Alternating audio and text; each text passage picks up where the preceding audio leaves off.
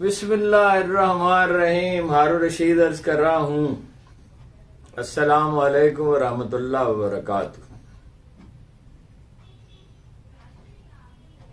برسات ہر چھت پہ برستی ہے، لیکن اگر کسی چھت پہ پانی کے نکاس کا بندوبست نہ ہو تو گر جائے گی.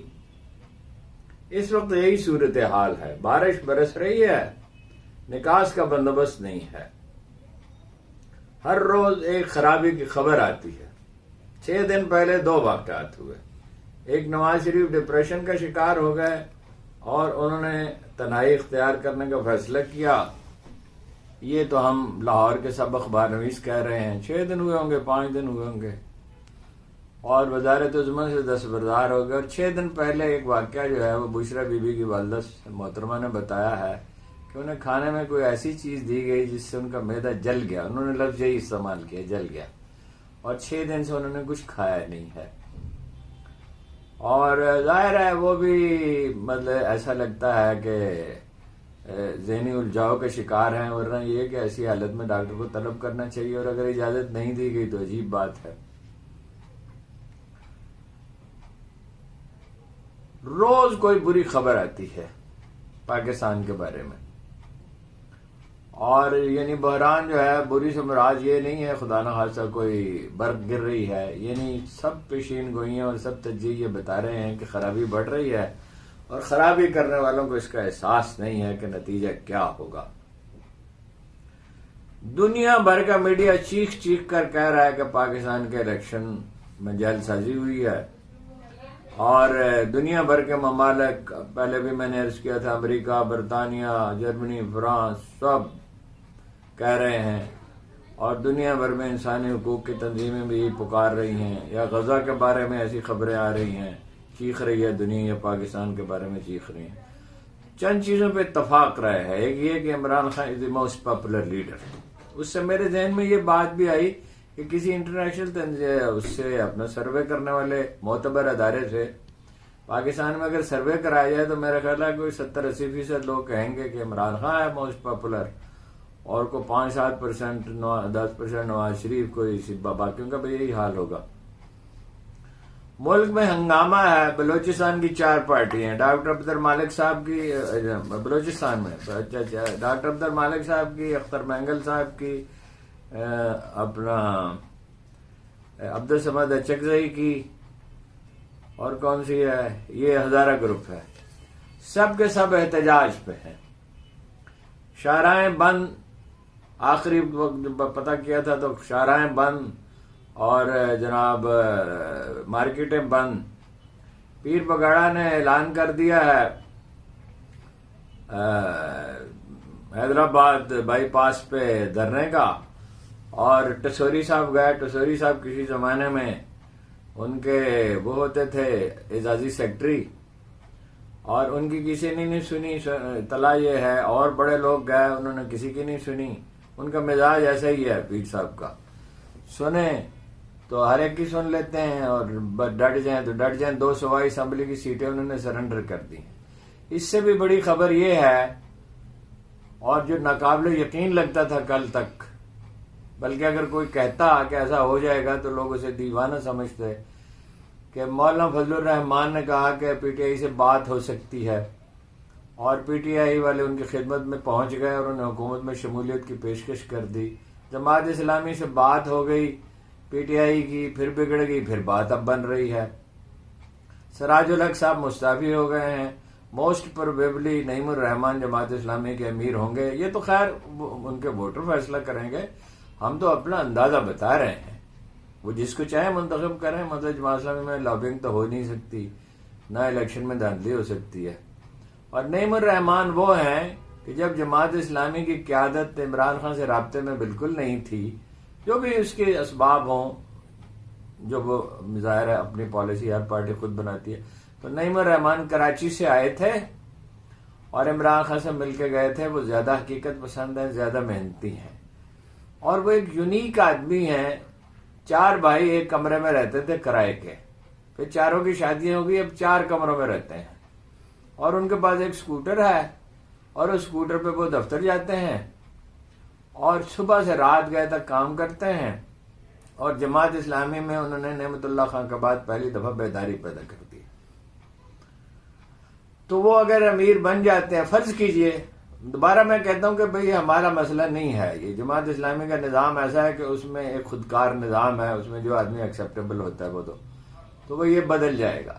اچھا، پختونخوا کا سب کو پتا ہے کہ وہاں تو اپنا پرندہ پر نہیں مار سکتا ہے جی، اور وہ پختونخوا جو ہے وہ الگ کھڑا ہے، اور پختونخوا میں اور بلوچستان میں احتجاج کی لہر زیادہ ہے، اور بلوچ اور پشتون لیڈروں میں ریئلائزیشن بھی زیادہ ہے، اور مولانا فضل الرحمان ان سب سے زیادہ حقیقت پسند ہے. باقی جتنے مرضی آپ ان پہ اعتراض کر لیں، وہ کوئی یہ نہیں کہہ سکتا ان کے بارے میں کہ وہ بیدار مغز آدمی نہیں ہے، سیاست کی حرکیات نہیں سمجھتے.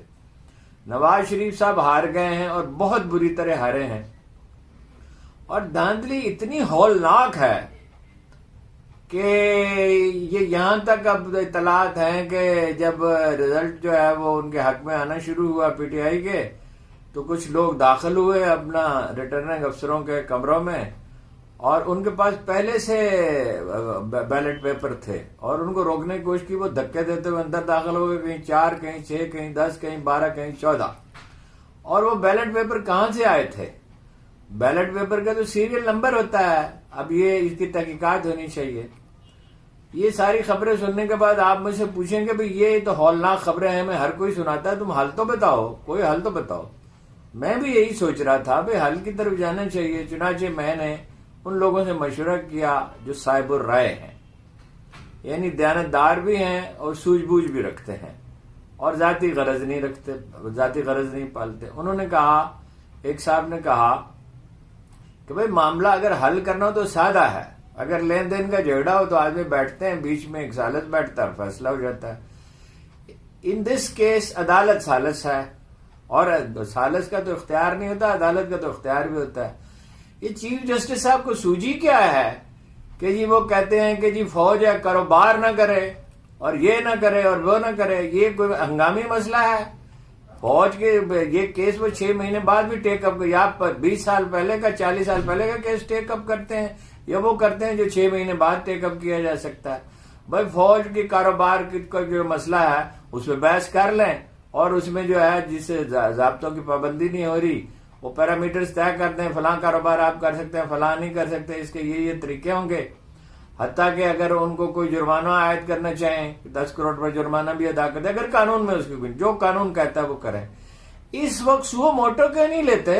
از خود نوٹس لیں 3 آدمیوں کا پینل، اور جو بھی مناسب فیصلہ ہے جو جس سے ملک میں کرائسس حل ہو سکے وہ کریں. اور سب سے اہم بات یہ ہے کہ جو غلطی ہوئی اس کو انڈو کرنا ہوتا ہے، غلطی سے نجات پانی ہوتی ہے. تو وہ غلطی جو ہے وہ الیکشن میں دھاندلی ہے. اب یا تو ان کی سیٹیں جو چھینی ہوئی ہیں وہ واپس کر دیں، اور یا نئے الیکشن کرا لیں. بھائی لوگ سمجھ نہیں رہے، باہر بیٹھے ہوئے لوگ ہمیں سمجھا رہے ہیں، اکانومسٹ سمجھا رہا ہے کہ پاکستان میں سیاسی بے یقینی بھی ہوگی، اور منی لانڈرنگ کل میں نے آپ سے عرض کیا تھا $10 بلین سے اوپر چلی گئی ہے. ملک ڈیفالٹ کی طرف جا رہا ہے. خدا کرے میرا اندازہ بالکل غلط ثابت ہو. انویسٹمنٹ رک گئی ہے، پیسے جو ہیں وہ گھروں میں پڑے ہیں، بینکوں میں بھی لوگ کم جمع کرا رہے ہیں، اور کوئی سرمایہ کاری نہیں ہو رہی، کوئی جابز نہیں پیدا ہو رہی. $20 سے $30 بلین آپ کو اگلے 3 مہینے میں چاہیے، کہاں سے لائیں گے؟ آج آپ پاپولر لیڈر کو اقتدار سونپ دیں، آف کورس اس سے پہلے تلخین ختم ہونی چاہیے. الیکشن سے پہلے عمران خان سے یہ کہا گیا تھا کہ لوگ خوفزدہ ہیں کہ آپ بدلہ لیں گے اسٹیبلشمنٹ کے لوگوں سے، مخالف سیاسی پارٹیوں سے. اس نے کہا بدلہ وہ لیتا ہے جس کی انا بہت بڑی ہو، اور انہوں نے صاف الفاظ میں کہا کہ ہم رسول اللہ صلی اللہ علیہ وسلم کے پیروکار ہیں، اور رسول اللہ صلی اللہ علیہ وسلم نے فتح مکہ کے بعد سب کو معاف کر دیا تھا. بعد میں بھی انہوں نے ایسے اشارے دیے، لیکن ظاہر ہے وہ یہ بات روز روز نہیں کہہ سکتے. دوسری طرف سے تالی 2 ہاتھوں سے بجتی ہے. اسٹیبلشمنٹ کی ذمہ داری ہے جو غلطی اس نے کی ہے اس کو انڈو کرے. عدالت کی ذمہ داری ہے کہ از خود نوٹس کی گنجائش کیوں رکھی گئی ہے؟ ایسے ہنگامی خوفناک حالات کے لیے رکھی گئی ہے، اور آج بھی از خود نوٹس نہیں لیتے تو کب لیں گے؟ اور اگر یہی صورتحال رہتی ہے تو نواز شریف شہباز شریف کشکول پکڑ کر جائیں گے تو اس میں کوئی کچھ ڈالے گا نہیں. مریم نواز حکومت نہیں چلا سکتی، سوال ہی پیدا نہیں ہوتا. پیپلز پارٹی نے اندرون سندھ بے پناہ دھاندلی کی ہے، اس کے ثبوت موجود ہیں. اور بلوچستان میں لوگوں نے رزلٹ کو، یعنی جو ہارے ہوئے امیدوار ہیں وہ کہہ رہے ہیں کہ جی فلاں جیتا ہے، حالانکہ بھی ہارے ہوئے امیدواروں نے بھی یہ کہا تھا. کئی لوگ ایسے بھی ہیں، ان کو پیشکش کی گئی ہے کہ ہم آپ کو کامیاب قرار دے دیتے ہیں، انہوں نے کہا کہ ہم یہ جھک مارنے کے لیے تیار نہیں ہیں. پی ٹی آئی کے جیتے ہوئے لوگوں کو اعلان ان کی خریداری کی جا رہی ہے، اور معاشرے کا بچا کھچا جو سوشل فیبرک اخلاقیات ہے اس کو تباہ کیا جا رہا ہے.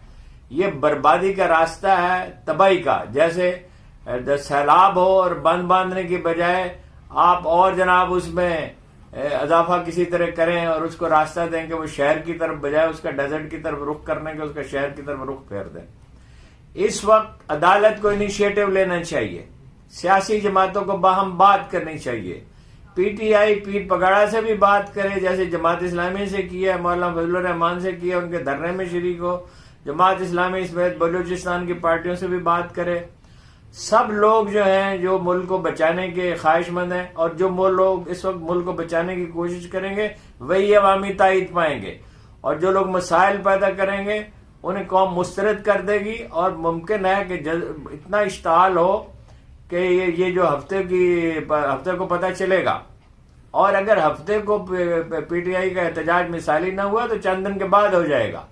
اس لیے کہ لوگ جو ہیں ان کی اکثریت اس کے ساتھ ہے. اگر جب میں پھر کہتا ہوں کہ یہ مسئلہ ایک پارٹی نہیں اب حل کر سکتی، اس کے لیے سب کو اور کچھ لوگوں کو روئے کار آنا چاہیے، پارٹیوں کے درمیان رابطے کرانے چاہیے، جن کی کوئی غرض نہ ہو، جنہوں نے کوئی عہدہ نہ لینا ہو، جنہیں کوئی وزارت نہ چاہیے ہو. بہت اچھا کیا پی ٹی آئی نے کہ مولانا فضل الرحمان کو حکومت میں شمولیت کی دعوت دے دی. ایسے وقت میں یہی کیا جاتا ہے.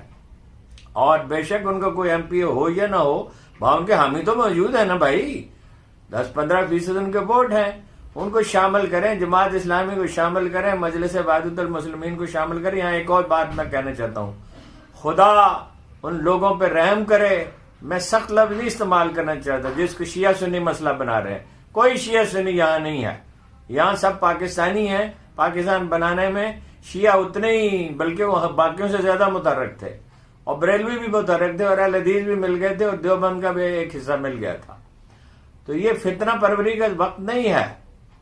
امریکہ جو ہے وہ تو مسالت کی طرف مائل ہو گیا کہ بھئی الیکشن کی تحقیقات کی جائے، یعنی جو ہمارا خیر خواہ نہیں ہو سکتا.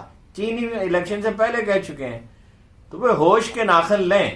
اور چیف جسٹس صاحب سے بہت مؤدبانہ التماس ہے، میں ان لوگوں میں شامل نہیں ہوں جو ان کی مذمت کرتے رہے یا ان کو برا بھلا کہتے رہے. میں نے ہمیشہ کہا عدالتوں کا احترام ملحوظ رکھا جائے. چیف جسٹس صاحب آج خود نوٹس لیجئے، اس کے سوا کوئی چارہ نہیں ہے. اور ان کو بٹھائیے، بلکہ ان کو بند کر دیں کمرے میں اگر قانون اجازت دیتا ہے، کہ جب تک کوئی فارمولہ مصالحت کا نہیں بنے گا. اور اسٹیبلشمنٹ کی ذمہ داری ہے کہ مصالحت کی فضا پیدا کرنے میں مدد کرے. جن لوگوں نے مسائل پیدا کیے ہیں، جیسے میں نے شروع میں مثال دی کہ 2 آدمیوں کا، 2 گروپوں کا یا ایک سے زیادہ گروپوں کا لین دین کا جھگڑا ہے، تو حساب کتاب کیا جائے، جس کے ذمہ جو نکلتا ہے وہ کرے. منڈیلا کی مثال بڑی دیتے ہیں، نیلسن منڈیلا کی، اور فتح مکہ کی بھی دیتے ہیں. وہ تو خیر ہمیں بہت دور لگتا ہے نا، اور ہمیں لگتا ہے تو ایکسیپشنل صورتحال تھی. مصالحت کے سوا کوئی چارہ نہیں، حقائق کو تسلیم کرنے کے سوا کوئی چارہ نہیں. جلد از جلد حل ڈھونڈنا ہوگا. میں آپ کو بار دیگر کہہ رہا ہوں، خوب غور و خوض کے بعد کہہ رہا ہوں، سوچ سمجھ کے، ورنہ ہم ڈیفالٹ کی طرف جائیں گے، چیزوں کی قیمتیں کئی گنا بڑھ جائیں گی، زندگی بہت اجیرن ہو جائے گی، اور ملک انارکی کی سرحد پہ کھڑا ہے. وہ اس میں 20 لاکھ میں بھائی اضافہ کرنا پڑ رہا ہے. ابھی مجھے اطلاع ملی، ممکن ہے دوسروں کے پاس پہلے سے ہو، مولانا فضل الرحمان نے عمران خان کے موقف کی تائید کر دی ہے. انہوں نے کہا ہے کہ تحریک عدم اعتماد جو ہوئی تھی عمران خان کے خلاف، وہ سازش جو ہے وہ جنرل باجوہ نے تیار کی تھی، جنرل فیاض حمید بھی اس میں شریک تھے. ان کے کہنے پہ عدم اعتماد کیا گیا تھا. اس کا مطلب یہ ہے کہ مولانا فضل الرحمان نے فیصلہ کر لیا ہے کہ یہ جو کچھ ہوا ہے، دھاندلی ہوئی ہے، جس سے وہ بھی متاثر ہوئے اس لحاظ سے کہ بھئی سب کچھ اس کی گود میں ڈال دیا گیا، نون لیگ کی اور پیپلز پارٹی کی. تو یا ظاہر ہے کہ انہیں اندھیرے میں رکھا گیا اور ایک طرح کی سازش کی گئی. تو انہوں نے اس کو بے نقاب کرنے کا فیصلہ کیا ہے. اب یا تو یہ ان کی بات مانی جائے گی، ورنہ یہ ہے کہ یہ احتجاج میں پہلے ہی بہت سے اور لوگ شریک ہیں، اور وہ اگر شد و مت سے شریک ہو گئے تو اسٹریٹ پاور تو ان کے پاس بہت ہے. تو اسٹیبلشمنٹ کے لیے بھی موقع ہے کہ ٹھنڈے دل سے غور کرے معاملات پر اور کوئی اعتدال کے ساتھ اور انصاف کے ساتھ کوئی راستہ تلاش کرے. اور سپریم کورٹ کو بھی اس پہ غور کرنا چاہیے, باقی پارٹیوں کو بھی اس پہ غور کرنا چاہیے. آپ کا بہت بہت شکریہ.